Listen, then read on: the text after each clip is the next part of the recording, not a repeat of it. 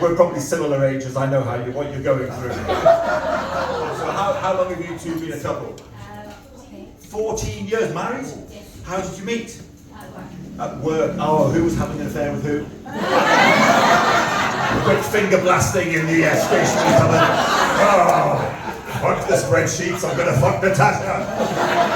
That's exactly where we are, ladies and gentlemen, with the comedy tonight. Got a slightly older couple here, like, we didn't sign up for this.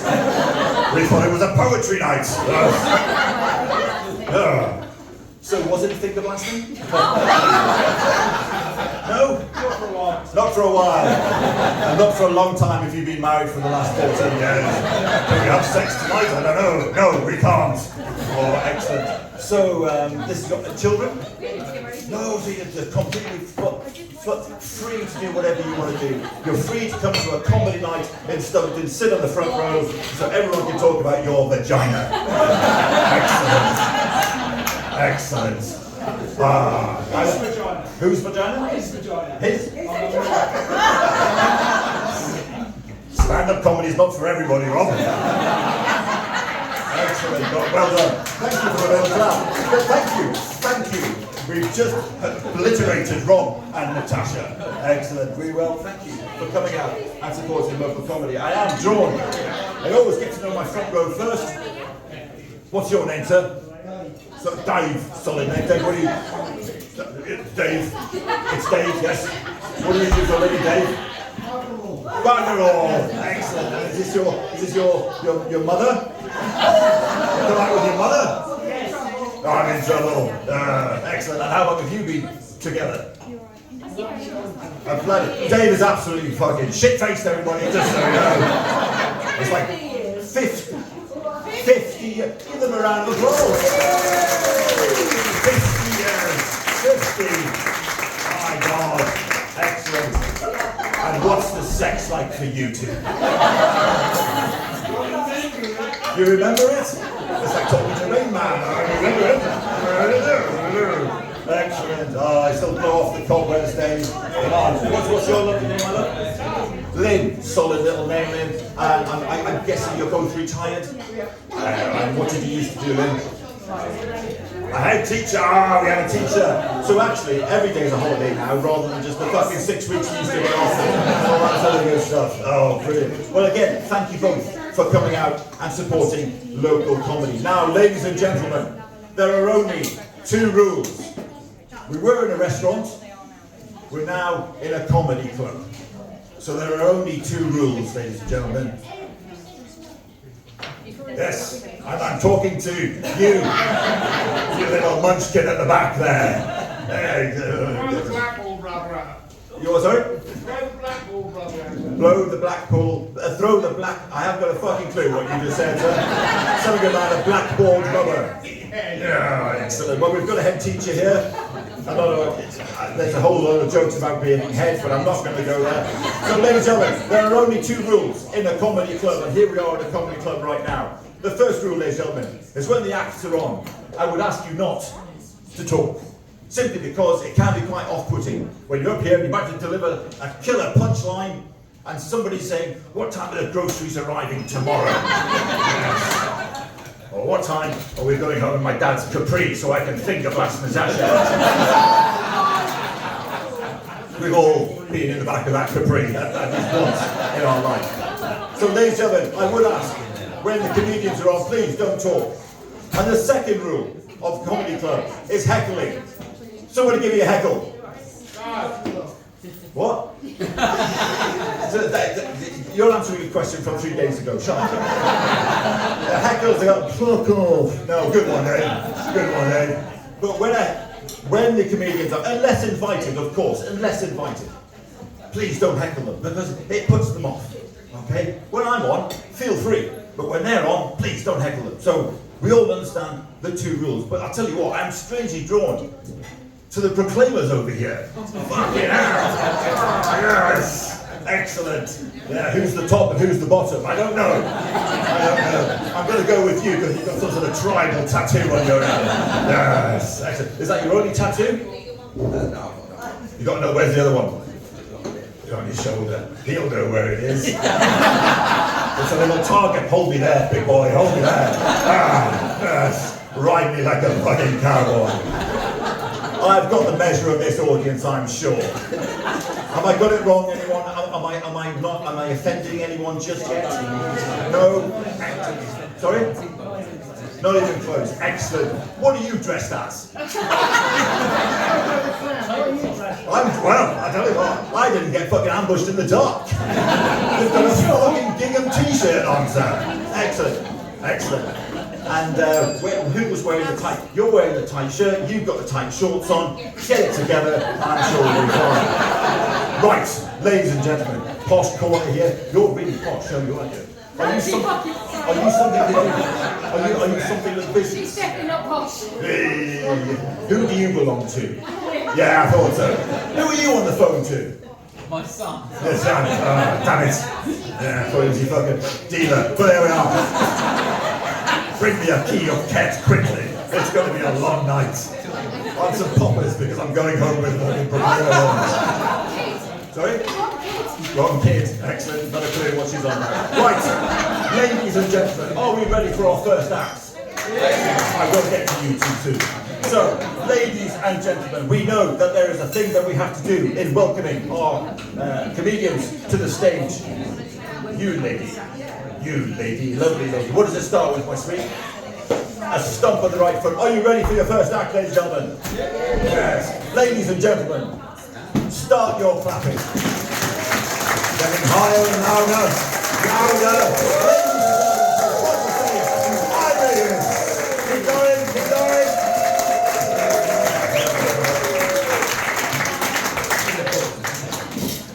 I know what you're thinking. When he said Irish, you were thinking, we love Irish people. Leprechauns and limericks and lucky fucking charms. And then I started talking, you're like, bollocks. We got one of the grumpy ones. Then your second brain went, that motherfucker just bring a backpack on that stage. Is he going to take that with him when he leaves? What the fuck do we do if he doesn't? People at the front row and I asked themselves another question. Say an Irish mate, what the fuck are you wearing on your feet? I'll show you. Look at them bastards. Look at them. Would you wear them? No, I'm from a council estate in Belfast, and my dear wife thought, these are the shoes for my husband. I'm in the Navy. I got promoted. I went from being a raven to an officer, and that bullshit is the officer's crest on a pair of, ladies will know, Christian Louboutin shoes. I have only ever seen shoes like this on porn actresses in those movies us men definitely don't watch. I said to her, she said, they look expensive, how much do they cost? She was like, 600 quid. I was so fucking angry, I missed the bit where she said per shoe. One of my mates looked at him and he was like, I didn't know Christian Louboutin did shoes for men. I think we can all agree they fucking don't. They are shit. My wife had the audacity to say to me the other day, she was like, when we go to that wedding, we went to a wedding in Belfast there a few weeks ago, she said, you should wear them, let people know how well you're doing. It's like, it's not a kneecapping offence, like. But somebody will remove them from me and beat the shit out of me with them. And I call that lady, Mum. So no kids yet? You haven't done the kids thing? I've got 3 kids. My youngest kid is my favourite. People say, well, you can't have a favourite child. It's a load of bollocks. We've been here 5 minutes, I got a favourite person in this room. You. You don't know why yet, but we're going to do something really awkward in that. You're going to fucking hate it, they're going to love it. Yeah, so my youngest, my wife took her out for a haircut today because she had a play date to go on, and she came back with a blue fringe around her hair and then half of the fucking hair missing. A pretty, she's laughing because that's my wife over there that did this shit. This pretty little girl left my house, and when I got back was a Just Stop Oil protester. Fucking unbelievable. I had to take her to this play date, and when I went outside and she was sitting on the driveway in front of the fucking car. She wasn't, I'm just joking. I did find out, however, on the way to this gig, I'm currently very angry. I didn't want to take her on the play date because it's the first play date she's had with a boy. and she's only 10 years old. The dads in here will know that's not a nice feeling. And on the way here in the car, I was like, what time, sir, should be being dropped off from her play date? It's a sleepover. Told me on the way to a comedy gig, you fucking deceiving bitch. So I'm missing my weekly call, so I don't know if you do that. I have a weekly call back home to my mate Dave. And Dave also, anybody in the Navy here, anybody military at all? What did you serve in? Air Force. Air Force. Fuck, that's not the military. Fucking Air I know Force. about hotels. Air Force as well. Fucking maybe you two should get together with those two boys over there. We need to talk about the ball thing, by the way. I've only recently done this, and my daughter said to me, you should go shiny head bald. You guys have done it, I need some advice.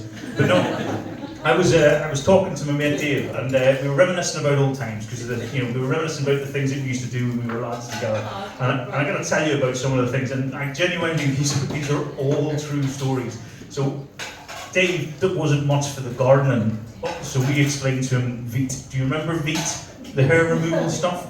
Tell you how not to apply Veet. Don't get drunk, apply it, and then fall asleep. Because you know what will come up? Goodness gracious, great balls of fire. Honestly, so he's in the Navy, right? He went away, he's away 6 months, right? And he was a bit nervous about the first time having sex, having been at sea for 6 months. He was afraid he was going to be too quick on the trigger. So he got that spray, you know the one, lads, you know the spray? You spray it sort of numbs the genital area. She came straight out of the bathroom, straight into giving him a blowjob.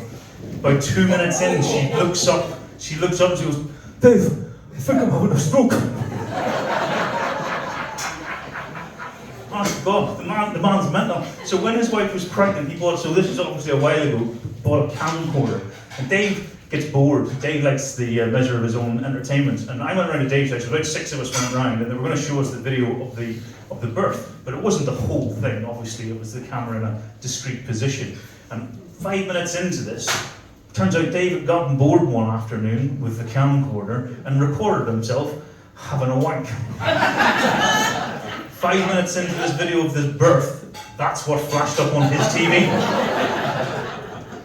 This is a real individual that has defended this country. Absolutely nuts. But because I obviously got quite a strong accent, I got to the point where I didn't think that, you're on soon. I got to the bit, I got hung up at the end of the phone, and I thought, because I got a strong accent, it's kind of guided. My son, very English, didn't really understand everything I was saying, but he did understand a little bit, because at the end of the phone call he said, hey Dad, what's a wank bank? There's young people in here don't know. Back in the day, before you could just instantly get mobile porn on your phone, what you would have to do is you have to find somebody you find particularly attractive, right? You have to walk up to that individual, you would look at them, and you could just go, click. You're in the wank bank now. By midnight tonight, you're going to feel a little flutter in the fanny area. And you're going to be wondering, what's that? That will be the bald ginger guy cracking one out over you. What was your name? Sasha. Natasha. Cool. It's always good to put a face to a name. So what's your name, sir? Rob. Because I gotta be honest with you, Rob, I've got a little bit of you in that picture. You're gonna feel it as well. It's gonna be it's you and those two guys there. All I can say, Natasha, is you're gonna have a great time. So you said saves you a job. So I've just come back from, hello, questions? I was just going to say, the ex-military, there is an army guy in here. You? And guess where he's from? Where are you from? I will have a chat later on, mate. Good. I fucking love that.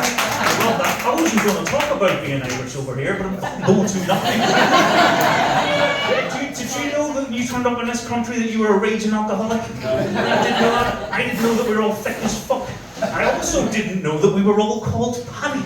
That was news, but I didn't like that, so they just went, well, we're not calling you by your real fucking name, so we're just going to call you Irish. I've been called Irish for 30 fucking years. But yeah, so I fucking lost my train of thought. So I've just come back from Edinburgh, and I did that joke, right? And the guy that I did that to his girlfriend, he came on to me and says, "Can you make fun of Asian people?" Now, to make this clear, he was himself Asian, and he ran an event called An Asian Occasion, and he wanted me to turn up and tell jokes to Asian people. I was like, "Is there any other white people on the bill?" He's like, "No, just be you. I just really like that white joke. I want you to do it to my mom." So I ended up telling them. So you know about the Big Asda by HMS Collingwood? I went to the Big Asda, man, and it was the weirdest fucking, like, you know, men, right? Men know this. You go to a shop, you buy the shit, you put the shit in the trolley, you pay for the shit, you take the shit home. That's how men shop. Bang, bang, bang, bang, bang. Including for every birthday card, every anniversary card, all 50 of them that he's ever bought for you. I'm going to tell you what anniversary card he got you. The fucking first one. Well, that's because he's figured out what the rest of us have figured out. They're fucking pointless. But yeah, so I go to the Big Asda, right? So I go to the Big Asda, and there's a woman in there trying to return a toaster, complaining that she's bought in Tesco. I said, "What the fuck is wrong with you?" And right behind her was this little Chinese lady who just waited for about 5 minutes and then just went fucking nuts on her. Just started screaming in Chinese until this lady left. And when she was finished, I was like, "That's so impressive. What did you say?" And I shit you not, she had the broadest Glaswegian accent I have ever fucking heard. And she was like, "I don't even speak Chinese, that's menu number 1. To this day, I can't figure out whether or not she's fucking joking. Then I'm heading down the aisle, and I see this guy, big guy, I see him, there's a girl sort of bent over, quite attractive, looking at some stuff, and he just walks up and cracked her around the ass. I'm like, "Hiya, Barbara." Turned round, wasn't Barbara. There's a very beautiful Thailand lady, and she was like, "How could you think I was Barbara? Is your mate Taiwanese?" And just, absolutely not from Thailand in any way, shape or form. "I am so sorry. And I was secretly laughing my fucking ass off at his uncomfortableness. And I then get round the corner, and there's 2 lads talking. I said, "Where's Dave?" Dave's round the corner doing that thing where he slaps a hot girl on the ass. That's a line. I was like, fuck. I was like, "Are you 2 boys in the Navy? Please tell me you're sailors." They were like, "Yes, we are sailors," and he does it all the fucking time. And I thought this couldn't get any weirder, but as I'm walking up the aisle, I then get that text message. And in 16 years of marriage, I've never had this text message. And the text message was, "I'm about to head into a meeting, but it's that time of the month. Can you pick me up some sanitary products?" I started sweating. I was like, "I don't know what the fuck I'm going to do." Quick text back, "What do I need?" And because my wife thinks she's funny, she said, "I need an applicator and a tampon removal kit." I didn't know what the first one was, so I googled it. Turns out an applicator is a thing that helps you put it in. So I just assumed that the second part of that sentence was real. But I couldn't find one of these things. So I asked a random woman. You can imagine how that fucking went. She slapped me. But then I get to the till, right? The important thing to know about this, I get to the till, the plastic bag, I'm there, waiting, there's another Indian lady in front of me, and I'm at the till with all of the tampons. I didn't know what to buy. I spent like 50 quid on tampons. I was so confused. It's like, so I just bought all the tampons. And the bag that I had in my hand had previously been used for wet clothes post-swimming. That's important to note. Because then what happened is this lady didn't have enough money to pay her bills, so I thought my good deed for the day, and I paid the end of her bill. She was about 80 years old, Indian lady, turned around and said, "Mate, I believe in karma, may the world bring you a big pair of boobies." I was like, "That's a weird thing to say." And she just went, "Well, I'd show you mine, but they're a bit down here now." And she just walked out of the shop. I then opened the bag. The smell of that fucking thing blew my mind, and I'm just, you know, like the people in Aldi just speeding the tampons into the bag. I turned into one of those people trying to get away with the smell. And it's important because on the way out of the shop, an American lady walking in, quite a loose fitting top, but she has a baby here. And the baby just yanked the top and out popped her boot. I was like, I don't know where that Indian lady is, but she's a fucking witch. I regularly go there in the hope of paying for shopping again. But then I get out to the car, right? So I'm out of the car, open the boot, dump all of these tampons out, and I don't know if you've ever lifted up a box of tampons and then sniffed the box, trying to see if the bag smell was on the tampon box smell. That's what I did.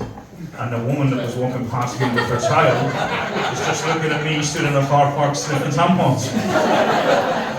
She did the circle, I'm going to walk around this fucking nutter. And then, like an asshole, I chased her holding the tampons in the air to explain that I'm not a fucking pervert. That was a bad movie. But yeah, so I shall, I'll leave you with this. When I went to that wedding, right, so over to Belfast where my brother lived. My brother still lives in that same council estate, right? He still lives there. So as I get into the house, and remember I'm a naval officer, so some of the people I talk to on a day-to-day basis are quite posh. So when we talk to people back home, our accent comes on really strong. But I never thought about that shit the other way around. So I step through my brother's front door, and I get a phone call from a mate who's an officer, and his name is Rupert Cash. He is a very well-spoken individual. So I'm on the phone to him going, well, yes, you know, it's a little bit nefarious, and come on, but you and I both know we don't need to chat about this now, we can talk about it on Monday. And I hung up the phone, and my brother is looking at me the way you're looking at me now, so fucking angry, so stressed. He was like, when did I get a posh prick for a brother? And I'm like looking at my wife going, come on now, I'm not a posh prick. I'm still council estate. And my wife, because she doesn't like some of my comedy, threw me under the bus and she just said, ask him what he had for breakfast. Had a poached egg. Some smashed avocado. Some shavings of smoked salmon. And my brother looked me dead in the eye and he went, you're right, you're not a posh prick, you're a Jeremy fucking Hunt. I was absolutely devastated. I walked away, I sat down on the sofa, I'm trying to tell myself, I'm still council estate. But then I looked down, and all I could see were these fucking shoes.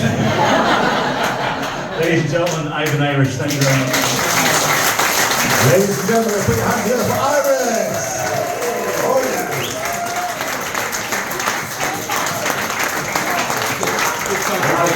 That was your opening act, ladies and gentlemen, and it's always nice to see another Irishman. You know, because you two can get together later on and talk about tactics and all that sort of stuff. He has taken his rucksack away. Right, ladies and gentlemen, we are going to take